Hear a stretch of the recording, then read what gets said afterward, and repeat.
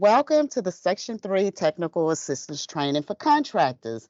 I am Patricia Holcomb, a Section 3 Contract Administrator for the City of Houston Housing and Community Development Department in Contract Compliance, and I will be presenting this portion of today's training. A few notes before I go on any further. This presentation is being recorded for training purposes. Also, a copy of this presentation will be available on our website in approximately a week. The website is listed in the chat box for your convenience. Now, at the end of this presentation, please complete a survey, our survey for feedback. The survey link will also be in the chat box as well. If you have any questions, comments, or concerns during this presentation, enter them in the chat box. We have our Section 3 team on standby to address any questions, comments, or concerns that you may have. I want to thank you for joining us today, and without further ado, I will now begin the training. Okay, our division contact information. Our director is Mr. Keith W. Bynum. Our division manager is Crystal Boyce.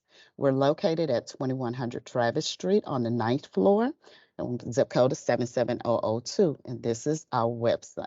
Okay, our team members consist of myself, Patricia Holcomb. I'm a contract administrator.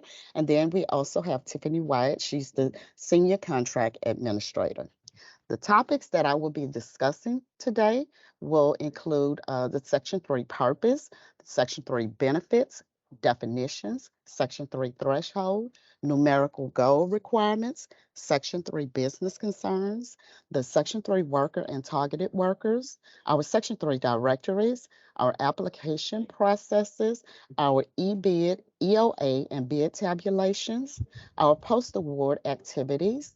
I'm going to also talk about our compliance form packets for projects that's over $100,000 as well as projects that's under $100,000. I'm going to talk about our LCP Tracker auditing system, the contractor's performance, our closeout evaluation, our resource links, and then we're going to end it up with our contract compliance third quarter newsletter. Section 3 is a program implemented by HUD. The purpose for Section 3 is to provide jobs, training, and contracting opportunities for low-income persons, as well as for businesses that substantially employ them through our certain HUD grants and funding programs. Our Section 3 benefits. Section 3 benefits contracting, employment, and training opportunities generated for low and very low income persons and businesses that employ such individuals. It also helps businesses and workers foster relationships on community development projects. It also provides preference to certified business concerns and workers when opportunities arise. Our Section 3 direct definitions. Okay, one definition, our contractor. You'll hear that name, contractor, all the time. That is a recipient to perform work in connection with the expenditure of public housing financial assistance or for work in connection with a Section 3 project. And is also a subrecipient for work in connection with a Section 3 project.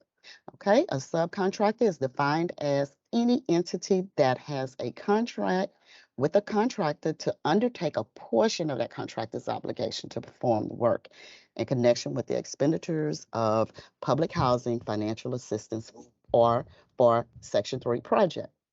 Section 3 covered contract. This is defined as any contract or subcontract, including contracts for professional services awarded for work generated by a Section 3 covered project. Section 3 requirements do not apply to material supply contracts. Section 3 covered project. This is a Section 3 covered project involves the construction, reconstruction, or rehabilitation of housing or other public construction. Labor hours is defined as the number of paid hours worked by persons on a Section 3 project. And then we have our low-income individuals. These are workers who reside in the Houston metropolitan and also the non-metropolitan areas who do not exceed the 80% HUD area median income limit. And then we have our youth build programs. These are programs receiving assistance under the Workforce Innovation and Opportunity Act. Our Section 3 threshold. Section 3 compliance applies to all contracts in excess of $100,000, and that's for housing construction, rehabilitation, or public construction. Our numeric goal requirements. These are contracting and employment goals that we have. Contracting goals, there's 10% of the construction budget. Also, we call this hard cost budget. It must be directed to our Section 3 business concerns. Then we have a 3% of the non-construction budget, also known as soft costs, must be directed also to our Section 3 business concerns. Then we have our labor hour goals.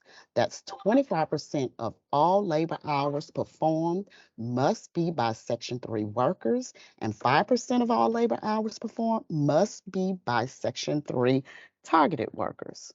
Our Section 3 business concerns.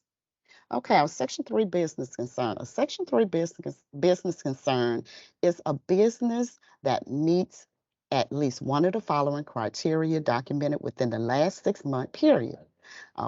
Qualifying category 1 is if 51% of the business is owned and controlled by low-income persons. Qualifying category 2 is if 75% of the business labor hours performed over the prior 3-month period was by low-income persons. And then there's qualifying category 3 is when 51% of the business is owned and controlled by current public housing residents or residents who currently live in Section 8 assisted housing. Our Section 3 worker and targeted worker. Okay, a Section 3 worker is defined as any worker who currently fits or when hired within the past 5 years fit at least one of the following. Number 1 is a worker whose income for the previous or current calendar year is below the HUD income limits. The second is if the worker is employed by a certified Section 3 business, or if that worker is a part of a youth build program. The Section 3 targeted worker. A targeted worker is defined as a worker for public housing financial assistance, meaning that Section 3 worker is, number 1, employed by a Section 3 business concern, or they can be a worker who currently fits or when hired, fit at least one of the following categories as documented within the past 5 years. Number 1 is a resident or public housing or Section 8 assisted housing. 2 is a resident of other public housing projects or Section 8 assisted housing managed by the PHA that is providing the assistance, or they are a part of a youth build program. Okay, Section 3 directories. So Section 3 directories are, first off, in order to receive credit for numeric goal requirements, the business has to be certified through us, the City of Houston Housing and Community Development Department. Okay, I know there's many certifications out there. However, in order to get credit for these projects, the business have to be certified through us. Okay, the Housing and Community Development Department maintains a list of eligible Section 3 businesses and notifies them when contracting opportunities are available. Now, currently, we have 152 certified businesses. This is the link here to go to research these businesses if you want to look at the directory. Now, when you go to the directory here at the top, there's an illustration here. This is what you'll see at the top, and you will click on to the Section 3 directory, and then at the bottom, you will get this illustration at the bottom. And then you can search by whatever certification type. You see, you can search by the business name. And then at the bottom of that sheet, there is a part where you can upload the whole spreadsheet. So it just depends on how you want to look at that directory. Okay, we also have a Section 3 worker directory. And this also, in order to receive credit towards your numerical goal requirements, workers must be certified through the City of Houston Housing and Community Development Department. We, the City of Houston Housing and Community Development Department, maintains a list of eligible Section 3 workers, and we list them by skills and by their trade. And if we notify them when employment opportunities are available. Currently, we have 629 certified workers. We can always use more, so please, if you have any workers that want to be certified, please have them fill out the certification or application. Okay, then we have this link here. This link will get you to that directory, the Section 3 worker directory. And here are illustrations here to help you guide you on how you can obtain a copy or look at that Section 3 worker directory. Okay, our Section 3 directory, this continues here. The published directory, we have two directories. One is the published and one is the non-published. With the published directory, our workers opt into a public directory featured on the Housing and Community Development website. They will receive emails notifying the employment of, notifying them of employment and training and other opportunities. Now, on that application, you see here this illustration here where it says number 8, I agree to having my information published in the City Section 3 Worker Online Directory. There, that's when they will put yes. If they click yes, they will be published. If they click no, they will not be published. Okay, and the non-published directory, these are workers who opt out and do not want to receive those notifications. They're not interested in any other employment, any trainings, or any opportunities. They just want to be considered a Section 3 worker, and that's okay as well. And then our directories are available upon request to assist with compliance reporting. Okay, our Section 3 application processes. The application processes of Section 3 business concern applications are only accepted through our B2G Now program. B2G Now system. The application for the Section 3 business directory is here at this link. You would go here and you can obtain a copy of that directory.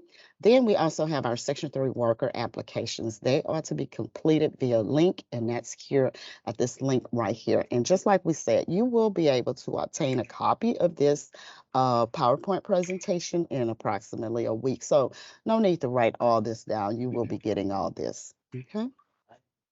The the bid tabulation, and the employee opportunity announcement, also known as the EOA. Okay, the EBID requirements. When contracting opportunities arise throughout the duration of the project, an EBID announcement must be submitted for dissemination to our Section 3 businesses. That's in our Housing and Community Development Department's online directory. The EBID should be sent to the Section 3 contract administrator for dissemination to these businesses. Okay, and then the contractor will review all bids received and should award contracts based on the Section 3 procurement guidelines, depending if the bid was construction or non-construction. The contractor will submit a bid tabulation after all bids are received. The bid tabulation should indicate which awarded contracts were to a Section 3 business, and that's if there's any, or indicate that the Section 3 bids were not received. If a contractor fails to meet numeric goal requirements, records that demonstrate efforts to comply with Section 3 goal requirements should remain readily available for reporting and audited purposes. Okay, our e-bid announcement. This is a copy of our e-bid announcement form. Very simple form to fill out, basic information at the top. One thing I like to point out is that bid due date. Make sure that that bid due date, you have a 2-week solicitation period in there. Make sure there's at least 2 weeks to have this bid out. Okay, make sure you put contact information in there just in case someone is interested in this position that you have out there. One of our certified firms, please put your information so they'll know who to contact. Next, we have a sample of our bid tabulation. This is a sample bid tabulation sheet. Now, you're welcome to use this bid tabulation sheet. However, if you have your own, most people do, if you have your own, we will take that as well, as long as it captures the information that we're asking here. And then we have our employment opportunity announcement form. Okay, when new hire opportunities arise throughout the duration of the project, an employment opportunity announcement, also known as an EOA, must be submitted for dissemination to Section 3 workers in the Housing and Community Development's online directory. HCDD must be notified of the results, and those results include the name of the new hire, the Section 3 classification, and explanation if a Section 3 worker was not selected. Employment opportunity announcement. Section 3 employment opportunity announcement for procuring labor for Section 3 workers. Now, this is a copy of that EOA form. The same type of form, very simple form to fill out. Make sure there's a 2-week solicitation period on here, as well as make sure you complete the contact information here on this form as well. Our post-award activities. Contract requirements for post-award. Section 3 participation plan with letters of intent must be executed with pre-award services prior to scheduling a pre-construction meeting and obtaining the notice to proceed.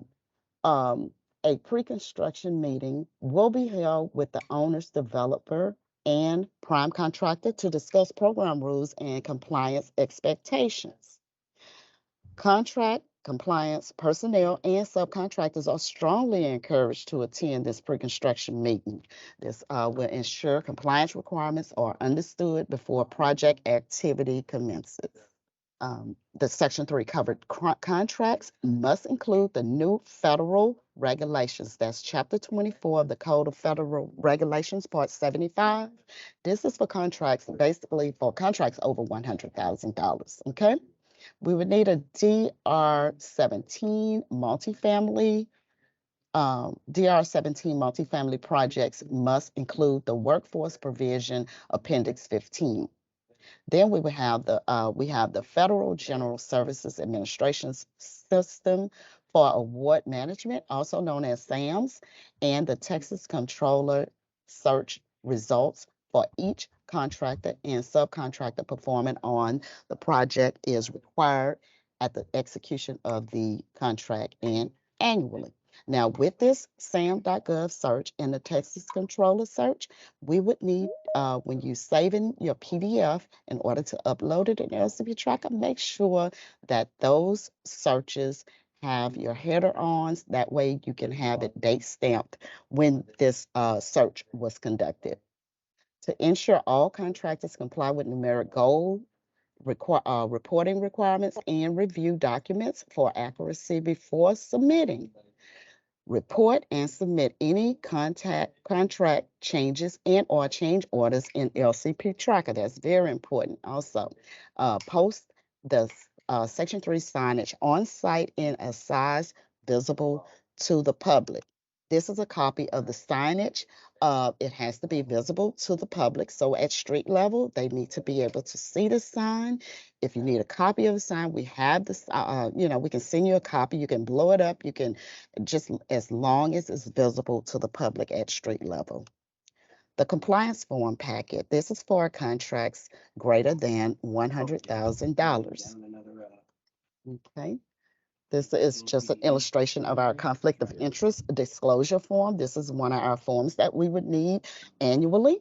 Also, we have our monthly labor hours and employee report form.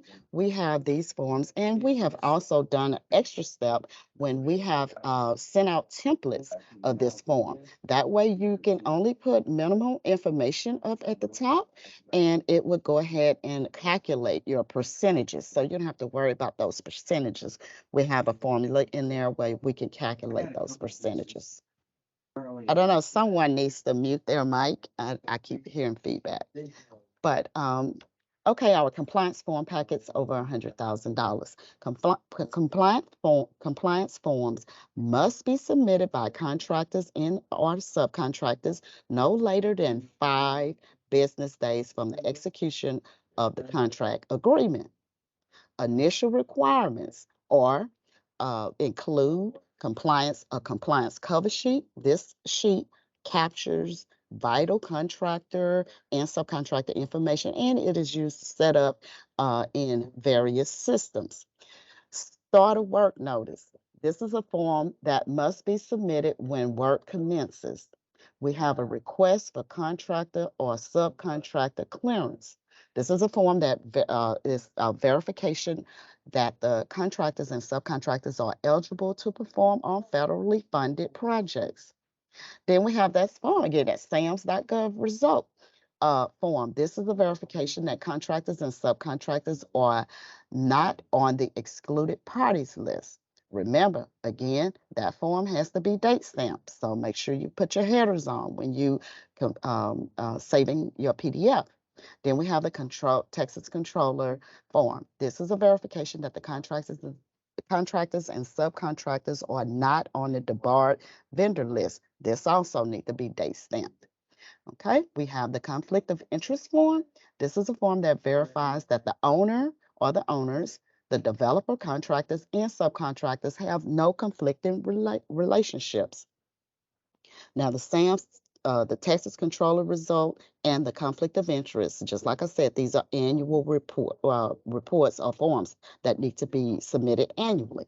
Be sure that you make sure those get in at the first of every year if the subcontractor or contractor is still working on the project.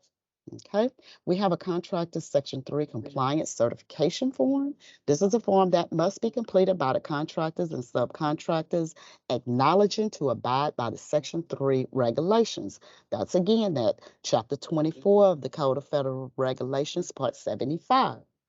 Then we have our permanent employee list. This is a list of all employees that were employed prior to the start of the work, regardless if you are working on a particular project or not.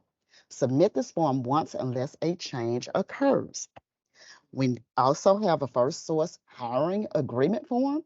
This is a form that agreement to adhere to the Section 3 policies when hiring individuals. We have a workforce analysis form. This is a form that indicates the need or no need for new hires. This is a forecast form. Then we have an internal capacity affidavit. This affidavit should be submitted once and only if the subcontractor does not have a need for lower tier subs or new hires for the duration of the project. Last but not least, we have a termination of work notice. This is a form that must be submitted when the work ends. Be sure that termination work notice, be sure you get those forms in as you know immediately once the project or once the contractor or subcontractor is done with their part of that with the project. And the reason for that is if they submit their termination of work notice and or if they don't submit their termination of work notice, and we're going to be continuously asking for documentation, their monthly documentation, or say for instance, I've gotten this a lot lately since we've changed over year. I'm asking for the annual searches, and as far as the annual searches, I am getting feedback on, oh, this person has finished their part of the project in November. Okay, if you didn't turn in your termination of work notice, I have no way of knowing that. So I'm gonna continuously ask you for compliance documentation until I receive a termination of work notice. So be sure to get those in a timely and loaded in LCP Tracker in a timely manner. Okay, our compliance form packet for the contracts over $100,000, the monthly requirements. Now, a Section 3 monthly utilization plan. This is a very important form. This is a monthly form, and make sure in your utilization plan that you complete all fields at the top of the form. Make sure you complete all fields. Make sure that those fields, everything is correct on those fields, especially like the contract amount, dates, any kind of percentages, your Section 3 goals, your 10% or your 3% or what have you. Make sure all of that information is correct. And then you would list the subcontractors utilized monthly and or when changes occur on the project. Then we have a monthly internal capacity report. This monthly internal capacity report is an attestation of the internal capacity status, meaning if you sign that affidavit that I mentioned earlier, you would complete this monthly internal capacity report form monthly. If you did not, sign that affidavit, then you will be submitting the monthly activity report. And that monthly activity report captures hours worked by both Section 3 and non-Section 3 employees for the length of the project. This is required if and or until internal capacity is claimed. So that means the monthly utilization plan, that's a monthly form, and you would either submit either the monthly internal capacity report or the monthly activity report. Okay. Our monthly labor hours and employee report.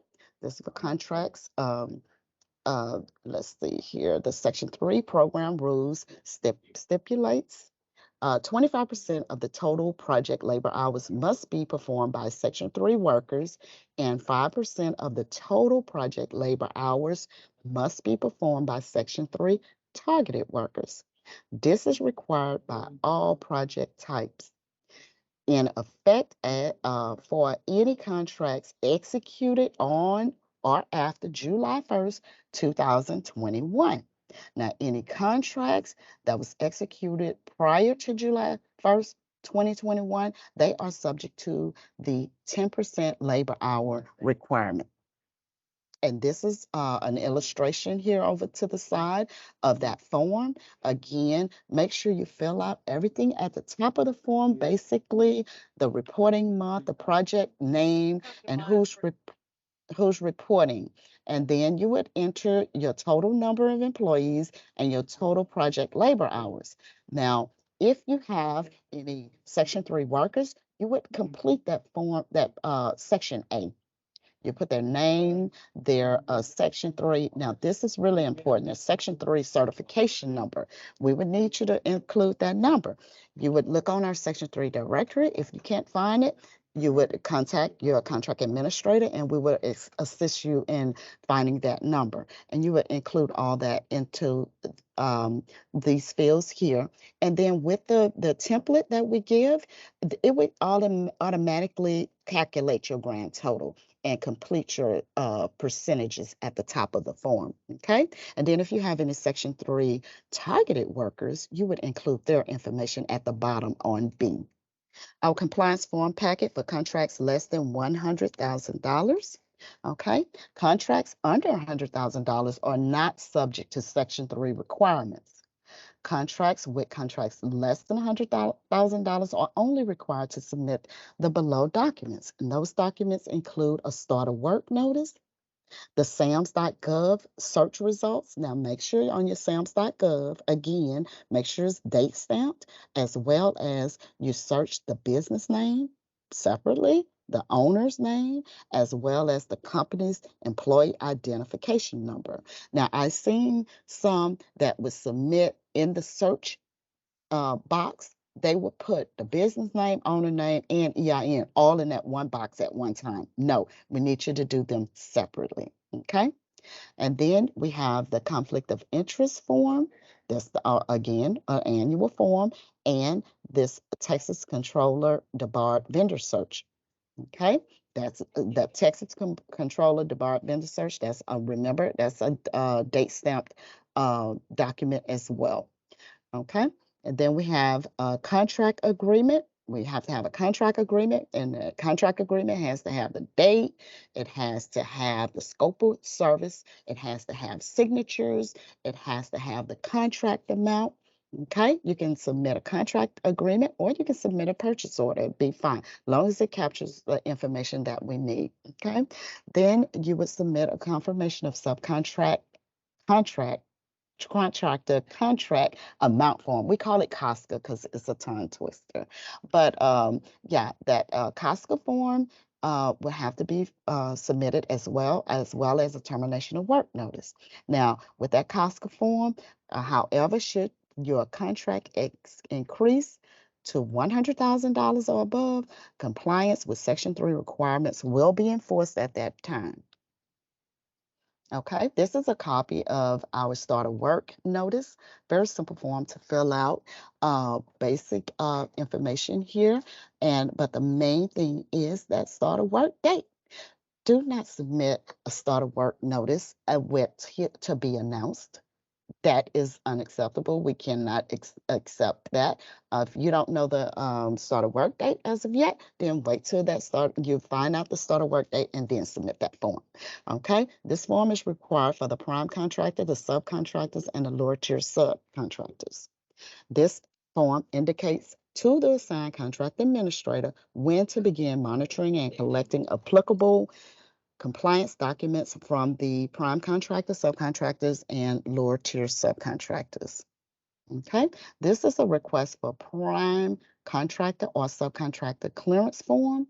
This form is required from the prime contractor, the subcontractor, and the lower tier subcontractors with every executed contract agreement and annually. We would need date and website details must be visible on search results for the business name, the owner's name or names, and the employee identification number. So, and also on this form, what I tend to see is that where say list principals below, a lot of times they want to skip that. They don't put the owner's names there. So it's rejected. Once you don't submit it and fill these forms out completely, we will reject it and then it has to be resubmitted. Okay. Then this is the debarred vendor list. This is an illustration on how this look. We have our instructions also in our compliance form packet. Very simple instructions to obtain a copy of this. Also, again, this is required for the prime contractor, the subcontractors, and the lower tier subcontractors with every executed contract agreement and annually. The date and website details must be visible on the search. Okay. Contract agreements. A contract agreement, MSA, and/or a purchase order is required from the prime contractor, subcontractors, and lower tier subcontractors performing on the project. Executed contract agreements must be submitted within 5 business days to the Housing and Community Development Department.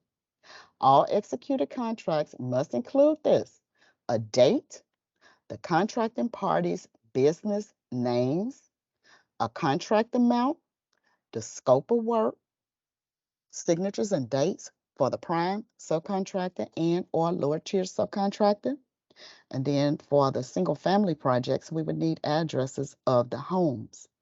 And then the federal regulations, Chapter 24 of our Code of Federal Regulations, Part 75, and Chapter 2 of the Code of Federal Regulations, Part 200.322, also has to be included in those contract agreements. And that's if they're over $100,000. Okay, required from subcontractors and lower tier subs. This is a confirmation of subcontract form. That's also that COSCA form. Now, if changes occur to increase the contract amount to equal or greater than $100,000, an updated form is required, and Section 3 monthly monitoring will begin. Very simple form to fill out as well. Basic information at the top. However, we have an A and a B. A is if you're under $100,000. Now, if you're over $100,000, you will not fill out this form. However, if you're under $100,000, you fill out the form. Now, say for instance, if you at $90,000 for this particular subcontractor, and then they got a change order, added another, what, $50,000. So now you would resubmit a form, but instead of signing in A, you would sign in B. That gives me the indication that, hey, now this subcontractor is over $100,000, and then we would begin monitoring them as a Section 3. They would have to provide Section 3 requirements, okay? They'll be subject to Section 3 at that point. Okay, required from the this is a termination of work notice, and this form is required from the prime contractor, the subcontractors, and the lower tier subcontractors. This form will be submitted when scope of work performed by the prime contractor, subcontractor, and lower tier subcontractors is complete. This is a very important form because if it's not submitted, I'm gonna continuously ask for uh, requirements, Section 3, um, monthly requirements or what have you. Indication to assign contract administrator that that's applicable. Section 3 compliance forms are no longer required. Now, we say that means if in November that subcontractor stopped, they no longer works on this project, but that doesn't mean that if they didn't turn in documents before that time, we will still continuously ask for those documents. But moving past that particular termination of work date, we will not ask them for any documents. Okay. Also, this is to determine whether the prime contractor, subcontractor, and lower tiers are excluded from the annual search requirements. That's that SAMS, that Texas controller, and the conflict of interest. Just like I said, if I got this in November with one of my projects, if I had gotten that in November, I wouldn't have asked them for it, them to update their SAMs, their controllers, and their conflict of interest in January. Okay. The single family requirements. Subcontract agreements are required for every subcontractor working on a project address. A master contract agreement with purchase orders is also acceptable. Prime contractor must submit a first source hiring agreement. They should submit a Section 3 compliance certification, a permanent employee list, a workforce analysis form, and this is one time only. The prime contractor must conduct a SAMS.gov search on each subcontractor and lower tier subcontractors performing on the project. They need to search their name, owner's name, and EIN. Remember, those things also have to be date stamped, okay? The prime contractor will submit a contract cover sheet with a Section 3 utilization plan, a Texas controller, the barred vendor list, and also a conflict of interest form, a start of work form, and a termination of work form. Notice for subcontract and lower tier subs performing on every project address. So they work a little bit differently, but still there are requirements, Section 3 requirements there. Okay. Also, the single family requirements, they need to provide a Section 3 utilization plan and a monthly activity report are required every month following the start of work date for each project or each address. All subcontractors and lower tier subcontractors must submit a confirmation of contract amount form for each project or each address. The general contractor is to inform the Housing and Community Development Department of any subcontracting or employment opportunities prior to awarding or hiring by forwarding that e-bid announcement, this is for contracting opportunities, or that employment opportunity announcement, which is for individual employment opportunities, to our office for dissemination to our Section 3 workers and Section 3 business concerns. Okay, our LCP Tracker auditing system. Okay, following a pre-construction or a kickoff meeting, a contract administrator will create a project profile and assign the prime contractor as the prime approver in LCP Tracker. This information is required to set up a prime or subcontractor assignments in LCP Tracker, and it is captured on the compliance cover sheet found in the compliance form packet. That form is needed so we can set you up. The prime contractor will be responsible for setting up and assigning each subcontractor to the project in LCP Tracker. The subcontractors must be assigned to a project in order for them to submit required compliance documentation. The prime contractor is responsible to review and approve document uploads submitted by the subcontractors in LCP Tracker. LCP Tracker captures Section 3 worker certification status and project labor hours. Okay, our compliance cover sheet. This cover sheet is located in our compliance form packet. It is required from the prime contractor, the subcontractors, and the lower tier subcontractors. This form also must be completed and uploaded to LCP Tracker within 5 business days of an executed contract. Now, this basic information here that's needed on this compliance cover sheet. The LCP Tracker. Under the employee profile page, the subcontractor will select their demographics, and this is an illustration of that. The LCP Tracker prime contractor steps to assign a contractor to a project. Steps number 1 through 6, very simple steps. I've gone through it with many of our contractors, and is a very, very simple steps in order to assign the prime contractor, sign the contractor to a project. Okay, this also is another illustration. The contractor setup, it is a 2-step process, and this is the illustration on what you need to complete. Okay, and these are steps to upload documents in LCP Tracker, steps 1 through 4, very simple steps to go by. And at all times, you can always get with one of our contract administrator to assist if you need any help with that. This is steps to uploading the documents, an illustration of that. Okay, here is an LCP Tracker upload of locations. Now, this is a guide to uploading your documents. So this is kind of like a cheat sheet. So it's very, very helpful. And if you have a document that needed to be uploaded in LCP Tracker, we have our document types. These are the document types, and below you'll see what particular documents that need to go in those document types. Our deviation request.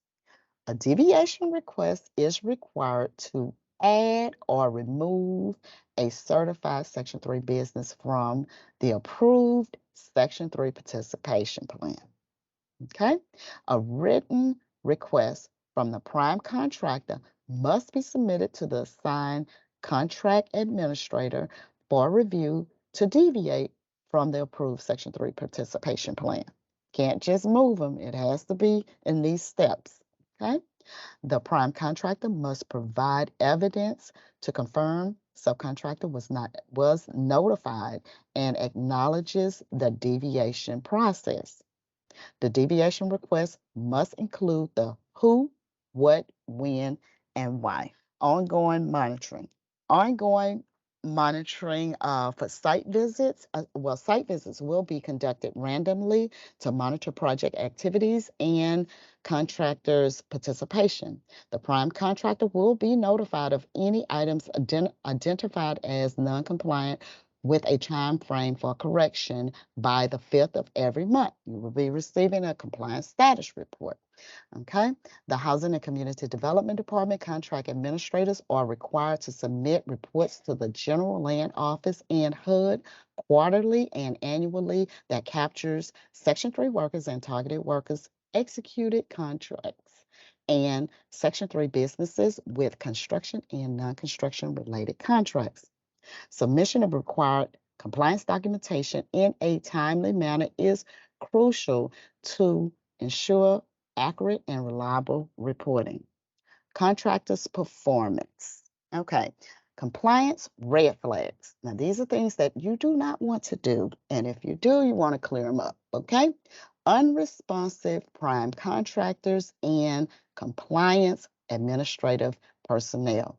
If you're unresponsive, I cannot get in touch with you. You will not respond to emails or phone calls. That's a red flag. Failure to submit change order. That's a red flag. A failure to meet numeric goal requirements and demonstrate acceptable good faith efforts. That's a red flag. Failure to submit timely required compliance documents. That's a red flag. The compliance monitor conducts a site visit. This is a big red flag because we see it from time to time. Conducts a site visit and observe that contractors performing that are not included on that utilization plan or have not submitted any of the required compliance documentation. That's a huge red flag. Documents not uploaded under the correct document type in LCP Tracker, that's a red flag. Now, what we also do, we will reject that and you would have to resubmit it. So it's easier to just get it correct the first time. And if there's any questions, always please ask. Okay? The contractors don't submit timely corrective actions, red flag. Substantial noncompliance. Okay? Payments, withholding. If contractors fail to comply with program requirements, the compliance monitor will withhold payment draws. We don't like to, but we will do it in order to get that paperwork. Okay? We would termination of contract. If the contractor fails to comply with the terms of the contract documents, the Housing and Community Development Department will temporarily suspend or terminate the contract at any time. Suspension, debarment, suspension or limited denial of participation. This is what happened upon termination if a Housing and Community Development Department, will also include contractors on the nationwide debarred and suspended list of contractors. You don't want to get on that list. Not a good list. Okay. We have a closeout evaluation. Okay. Substantially non-compliance. Subcontractors' compliance with program requirements will be included in the prime contractor evaluation ratings. Deficiencies may be corrected within 14 business days of notice following a closeout evaluation. Lack of action will be deemed as contractor's inability or unwillingness to correct any deficiencies. With Section 3, frequently asked questions. Okay, there are several frequently asked questions here. I'm not going to go over all of them, quite a few here. I'll just go over a couple of them. When does a business certification expire? A certified business must recertify or certify again after 3 years. So there's a 3-year certification on that. Let's see, wasn't it again a nonprofit? Okay, we get this a lot. What is a youth build? A youth build is a community-based pre-apprenticeship program that provides job training and educational opportunities for at-risk youth ages 16 through 24 who have previously dropped out of high school. Okay, let's see, there's some more here. So once you get a copy of this, you can go over these frequently asked questions. If you have any other questions, you can always ask us. Okay.